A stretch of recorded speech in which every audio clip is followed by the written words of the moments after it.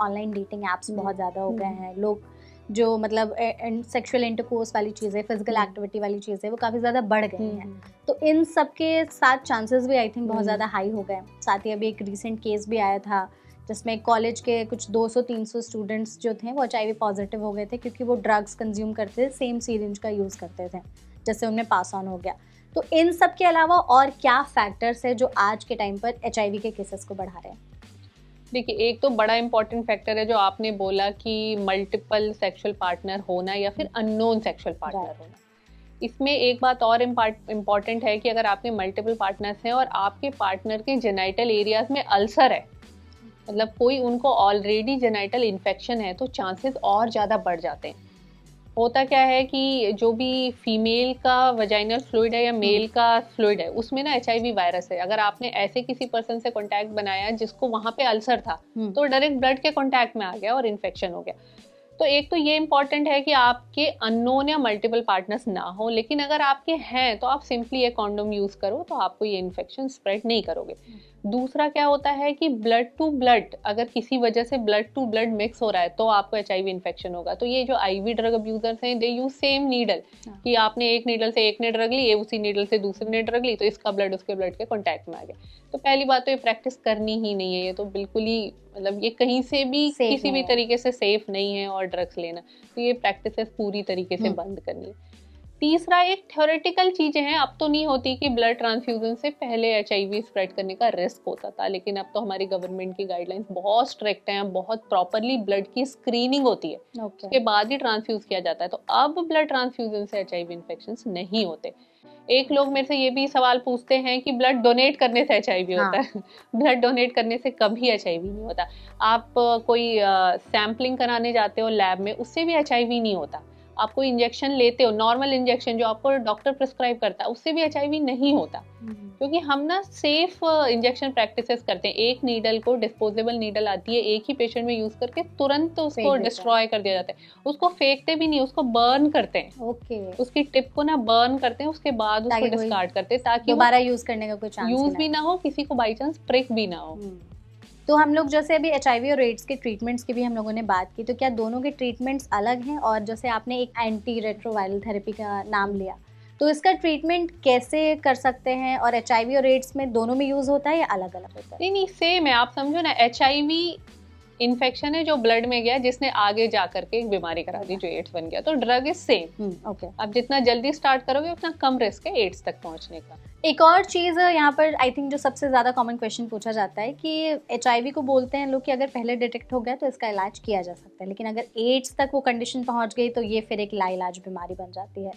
तो सच में ऐसा कुछ है या इसके बारे में? काफी हद तक ये बात सही है कि अगर HIV का आप टाइमली ट्रीटमेंट स्टार्ट कर दोगे तो आप एड्स तक नहीं पहुंचोगे, आप नॉर्मल जिंदगी जियोगे। लेकिन इसमें एक बात ये भी इम्पोर्टेंट है कि हम HIV क्योर नहीं करते, हम इन्फेक्शन को सप्रेस कर देते। तो वो एक नॉर्मल लाइफ चलती है, बस दवाइयाँ आपको लाइफ लॉन्ग खानी होती है। तो जैसे आप कह रहे थे ना कि इम्यूनिटी बहुत वीक हो जाती है, तो ऐसे में क्या हमारा इम्यूनिटी भी एक मतलब फैक्टर है जो मैटर करता है कि अगर हमारी इम्यूनिटी स्ट्रांग होगी तो वो HIV एड्स तक नहीं पहुंचेगा? नहीं, ऐसा बहुत ज्यादा तो नहीं डिपेंड करता है, क्योंकि वो जो वायरस है ना वो बहुत स्मार्ट है, वो हमारी इम्यूनिटी वाली सेल्स को ही किल कर रहा है। अच्छा, डायरेक्ट वहीं पे अटैक वो डायरेक्टली उस सेल्स को ही किल करता है। तो वो उस सेल को किल करते करते हमें इस लेवल पे ले आता है कि हमारा शरीर फिर डिफरेंट इन्फेक्शन से लड़ नहीं पाता और हमें इन्फेक्शन होने लगता है। तो उसके लिए मेडिकल हेल्प जो आई थिंक मेडिकेशंस, जो मेडिकेशंस हैं वो वायरस का नंबर कम करती है। वायरस का नंबर कम होता है तो वो आपकी इम्यून सेल्स को नहीं मारता, तो आपको डिफरेंट इन्फेक्शन या एड्स की बीमारी फिर नहीं होगी। तो लाइफस्टाइल की भी बात कर लेते हैं। आजकल जैसे हमारी लाइफस्टाइल हो गई है, हम बात भी कर रहे थे, तो ऐसे में हम क्या प्रिकॉशंस लें ताकि HIV या फिर एड्स ना हो? इवन फैमिली वाले भी क्या प्रिकॉशंस लें? जैसे एजुकेशन की अगर हम बात करें तो अभी भी टैबू है, घर पे तो लोग बात ही नहीं करते। इवन अगर एड ऑन करना चाहे तो जैसे मैंने अपने घर पे बताया कर कि I am taking this interview, तो उन्होंने पूछा विच टॉपिक, तो I said HIV and AIDS. तो लाइक अरे यार तुम्हें कोई और टॉपिक नहीं मिला। तो ये चीज़ आई थिंक हर फैमिली में है, इंडिया में आई थिंक है। तो घर से कैसे एजुकेट करें और लाइफस्टाइल में क्या चेंजेस लाए ताकि ये बीमारी लोगों में ना फैले, इसके बारे में लोग अवेयर हों, और अगर किसी को पता भी चले तो जैसे आपने बताया कि वो सारी चीज़ें करें। तो हाँ, HIV एड्स के बारे में बात करना टैबू तो है, लोग इसके बारे में बात करना ही नहीं चाहते। इवन बात नहीं करने की वजह से क्या होता है कि हम नॉन रिलायबल सोर्सेज से इन्फॉर्मेशन लेते हैं, जो इन्फॉर्मेशन गलत भी हो सकती है। तो अगर आप बहुत अच्छे से समझोगे ना तो इसको रोकना बहुत ही सिंपल है। क्या दो ही मेथड है इसके स्प्रेड होने के मेनली, एक सेक्सुअल रूट से स्प्रेड हो रहा है, दूसरा अगर आप नीडल यूज करते हो या आईवी ड्रग अब्यूजर हो तो उससे स्प्रेड हो रहा है। तो सेक्सुअल रूट से स्प्रेड होने के लिए आप नॉन पर्सन के साथ सेक्सुअल कांटेक्ट रखें या सिंपली कॉन्डोम यूज करते रहे ड्यूरिंग हर सेक्सुअल कांटेक्ट, ये फैलेगा ही नहीं। सिंपल, इतनी छोटी सी चीज इतनी बड़ी इन्फेक्शन को स्प्रेड होने से रोक रही है, लेकिन फिर भी इसका एजुकेशन हम नहीं कर पा रहे अपनी कम्युनिटी को। और आईवी ड्रग अब्यूज तो बिल्कुल नो, स्ट्रिक्टली नो ना ही करें तभी अच्छा है। तो बहुत ही सिंपल है इसको रोकना, इसके लिए बहुत ज्यादा मेहनत नहीं करनी, बस इतनी एजुकेशन रखनी है कि आपकी बॉडी का जो जेनाइटल फ्लूइड है वो किसी के शरीर के डायरेक्ट कांटेक्ट में ना आए बस। तो आई थिंक फैमिली वाले भी अपने अगर बच्चों को एजुकेट करें इन सब चीज़ों से तो कुछ चीज़ें तो पहले ही लोग अवेयर हो जाएंगे इसके मामले में। फैमिली को एजुकेट करना हमें स्टार्ट करना चाहिए, इवन हमारे बच्चों को हमें अर्ली एज से ही एजुकेट करना स्टार्ट करना चाहिए, क्योंकि वो अर्ली टीन एज ही होती है जब बच्चे ऐसी एक्टिविटीज में इन्वॉल्व हो जाते हैं, इवन पेरेंट्स से छुप छुप के हो जाते हैं और उसके बाद वो इन्फेक्शन ले लेते हैं।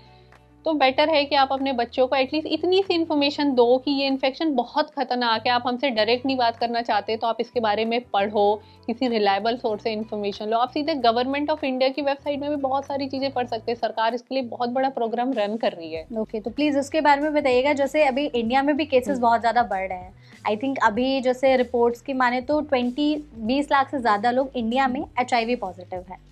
तो ऐसे में गवर्नमेंट क्या कर रही है लोगों को अवेयर करने के लिए? गवर्नमेंट एक्चुअली बहुत सालों से काम कर रही है, वो बस पहुंच नहीं रहा कि हम खुद इसके बारे में बात नहीं करते हैं। तो गवर्नमेंट का एक नेशनल एड्स कंट्रोल प्रोग्राम है और एक पूरा ऑर्गेनाइजेशन है जिसको हम नाको कहते हैं, नेशनल एड्स कंट्रोल ऑर्गेनाइजेशन। ये हर स्टेप में लोगों को एजुकेट करने, इस डिसीज को प्रिवेंट करने, इसका टेस्ट करने और इसको ट्रीट करने के लिए काम कर रही है। अगर आप सिर्फ नाको इंटरनेट में सर्च करोगे तो आपको सारी रिलायबल इन्फॉर्मेशन मिलेगी, आप जो भी लेना चाहते हो उसमें कोई भी इन्फॉर्मेशन गलत नहीं होगी। इनका अपना एक यूट्यूब चैनल भी है नेशनल एड्स कंट्रोल प्रोग्राम करके, NACP। आप जाकर के यूट्यूब में देखोगे तो इन्होंने छोटे छोटे बहुत इन्फॉर्मेटिव वीडियोस बना करके ये बातें समझाई हैं। और वो वीडियो वर्बल नहीं है, जैसे हम बातें कर रहे हैं वैसे नहीं, उन्होंने प्रॉपर एक्ट किया है। मैंने एक वीडियो देखा था कि एक फीमेल है जिसने कोई नशा किया, शायद अल्कोहल कंज्यूम करा था, उसके बाद उसका किसी के साथ में, अननोन पर्सन के साथ में सेक्सुअल कॉन्टैक्ट हो जाता है। उसके बाद वो डर जाती है कि अब मैं कैसे करूँ, मैं HIV पॉजिटिव तो नहीं हो जाऊंगी। तो फिर उस वीडियो में उन्होंने बताया कि अगर आपके साथ ऐसा हो जाता है तो आप पोस्ट एक्सपोजर प्रोफाइलैक्सिस ले सकते हो।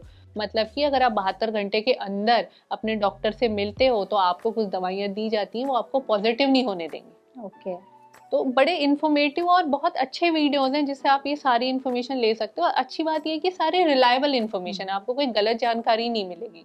तो आपने यहाँ पे जैसे 72 घंटों वाली बात की, तो इसको प्लीज़ थोड़ा एक्सप्लेन करिए कि क्या 72 आवर्स में, या अगर वो टाइम बीत गया तो फिर क्या करें?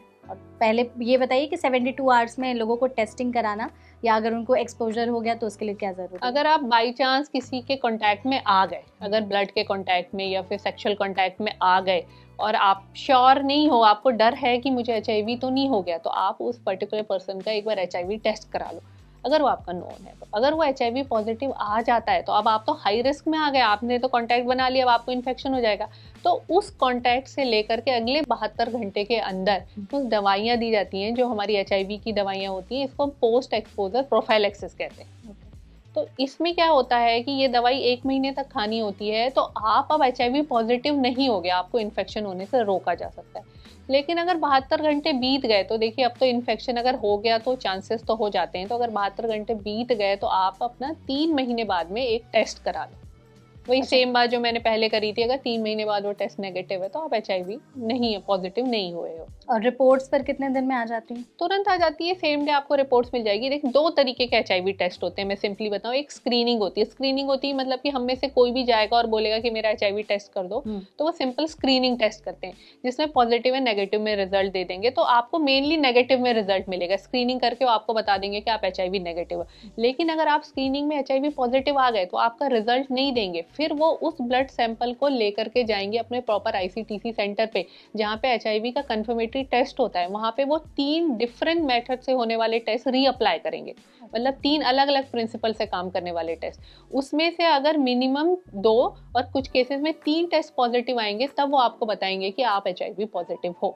तो अगर स्क्रीनिंग पॉजिटिव आ गया तो इसका ये मतलब नहीं होता कि आप पॉजिटिव आ गए, फिर कंफर्मेटरी टेस्ट होता है, वो बताता है कि आप HIV पॉजिटिव है या नहीं। तो आपने जैसे एक चीज़ कही कि अगर वो आपका नोन हो तो आप उससे कहिए कि आप टेस्ट करा लो या उसकी जांच हम लोग जा करके करवा सकते हैं। अगर वो अननोन हो तो देखिए, अगर वो अननोन है और विद इन 72 आवर आपको ये रियलाइज हो गया कि मेरे को रिस्क है, और वो इंसान भी हाई रिस्क बिहेवियर वाला है, मतलब कि वो कोई कमर्शियल सेक्स वर्कर है या उनके भी मल्टीपल पार्टनर्स रहे हैं, तो आप फिर से जा करके अपने ICTC सेंटर पे पोस्ट एक्सपोजर प्रोफाइलैक्सिस के लिए दवाइयाँ मांग सकते हैं। ओके ओके, ठीक है। तो आई थिंक लोगों के मन में जितने भी HIV या एड्स को लेकर के सवाल होंगे वो सब तो क्लियर हो गए होंगे, लेकिन कुछ मिथ्स हैं। मिथ्स भी ना कहें, मतलब अगर सही जानकारी नहीं होती है तो हर चीज़ पे लोग भरोसा करने लगते हैं। जैसे आपने कहा कि रिलायबल सोर्स है तो ठीक है, वरना ये एक ऐसी चीज़ है कि लोग इसे खुद से मतलब प्राइवेटली सर्च करना ज़्यादा बिलीव करते हैं और उसकी वजह से बहुत सारी चीज़ें दिमाग में आ जाती है, किसी भी चीज़ पर भरोसा कर लेते हैं। तो कुछ चीज़ें हैं जिसे प्लीज़ बताइएगा कि ये सही है या नहीं है। सबसे पहले तो है कि सेक्सुअल इंटरकोर्स से HIV फैलता है, तो ये सही है या नहीं? सेक्सुअल इंटरकोर्स है अनप्रोटेक्टेड सेक्सुअल इंटरकोर्स, और उसमें ये बात इंपॉर्टेंट है, लोगों को ये भी डाउट होता है कि हर सेक्सुअल इंटरकोर्स से नहीं फैलता। अगर आपका इंटरकोर्स किसी HIV पॉजिटिव पर्सन के साथ में है, वो अनप्रोटेक्टेड है, तो HIV फैलता है। उसमें भी रिस्क बहुत कम होता है, रिस्क सिर्फ 0.02% से 0.04% है, इतना कम रिस्क है। ऐसा नहीं है कि आपने एक कॉन्टेक्ट बना ही लिया बाई चांस HIV पॉजिटिव के साथ तो आपको हो ही जाएगा। Risk is very less, but फिर भी फैलता इसी रूट के थ्रू है। ठीक है, तो अनप्रोटेक्टेड जो sexual unprotected intercourse with a HIV positive person.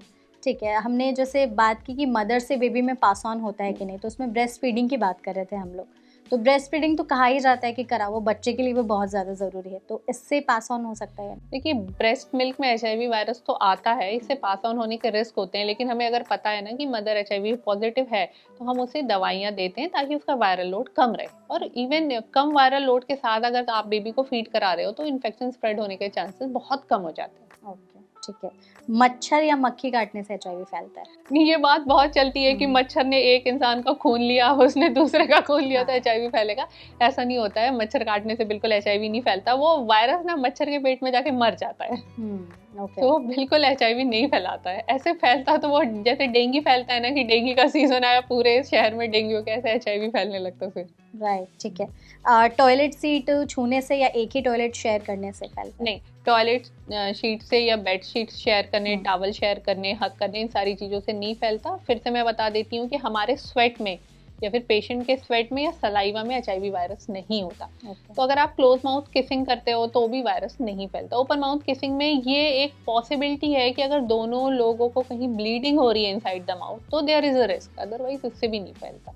Okay, तो अभी हमने जैसे सेक्सुअल इंटरकोर्स की बात की, तो ओरल सेक्स से फैलता है? Chances are very less. बस ये बात है कि अगर किसी के माउथ में कोई अल्सर है और जेनाइटल सिक्रीशन उसके कांटेक्ट में आ रहा है तो फैल सकता है। अगर कोई अल्सर नहीं है तो फिर नहीं फैलेगा। तो ओरल सेक्स में भी प्रोटेक्टेड और अनप्रोटेक्टेड वाली चीजें हैं? हाँ, सेम चीज है। इफ इट इज प्रोटेक्टेड तो फिर नहीं फैलेगा, मतलब आपका सिक्रीशन किसी के कांटेक्ट में नहीं आ रहा तो इन्फेक्शन नहीं फैलेगा। ओके, और बहुत सारे लोग कहते हैं कि अगर HIV पॉजिटिव वाले लोगों के साथ बैठकर खाना खाते हैं, एक ही थाली में शेयर करते हैं या एक ही बर्तन शेयर करते हैं तो उससे भी नहीं, बिल्कुल नहीं। नहीं, ठीक है। एंड देन HIV पॉजिटिव जो से है उन्हें बच्चा नहीं हो सकता और उनको बच्चा करना भी नहीं चाहिए। देखिए, बच्चा नहीं हो सकता ये तो गलत है, लेकिन अगर आप बच्चा कर रहे हैं तो आप अपनी पूरी रिस्पॉन्सिबिलिटी से बात सोच समझ के बच्चा करें कि एक इन्फेक्शन जो कायदे से ट्रीटेबल नहीं है, मतलब क्योरेबल नहीं है, ट्रीटेबल तो चलिए हम लोड कम कर देते हैं, तो हम उसे नेक्स्ट जनरेशन को ना दें। ये तो हमारी जवाबदारी है ना कि नेक्स्ट जनरेशन एटलीस्ट हेल्दी होनी चाहिए। राइट। तो एक और है कि बहुत सारे पार्टनर्स जिनके हैं उनको मतलब उनसे फैल सकता है? बिल्कुल उनसे फैलता है। देखिए, आपके unknown partner, you never know कि आपका कौन सा पार्टनर पॉजिटिव है, और उन पार्टनर्स के भी अगर मल्टीपल पार्टनर्स हैं तो दे आल्सो डोंट नो कि कौन सा वाला पॉजिटिव है। तो ऐसे करके तो पूरी चेन रिएक्शन जैसी बन जाती है और फैलने लगता है। और कॉन्डम यूज करने से नहीं फैलता है? इसमें ये भी है, मैंने पहले भी बताया कि अगर कोई अल्सर है जेनाइटल एरियाज में तो रिस्क बहुत हाई हो जाता है। ओके, और दोनों में से कोई एक पार्टनर अगर पॉजिटिव हो तो? हाँ, पार्टनर पॉजिटिव है, अनप्रोटेक्टेड है और अल्सर है तो रिस्क हम बढ़ाते जा रहे हैं बिल्कुल।